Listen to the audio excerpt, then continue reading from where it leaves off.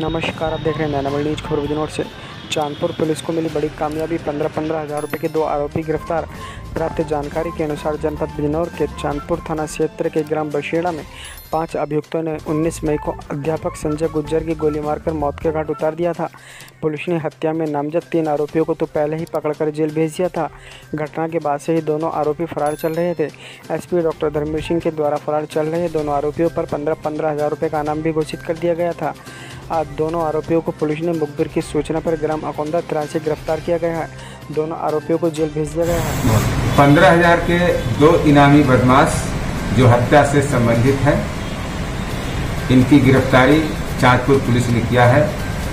19 मई को संजय नाम के एक व्यक्ति की गोली मार करके हत्या कर दी गई थी बसेड़ा गांव चांदपुर का। 3 अभियुक्तों की गिरफ्तारी की जा चुकी थी।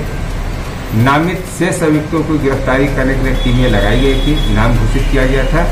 आज इन इनामी बदमाशों को गिरफ्तार करके जेल भेजा जा रहा है। हत्या में प्रूफ तमंचा भी बरामद कर लिया गया।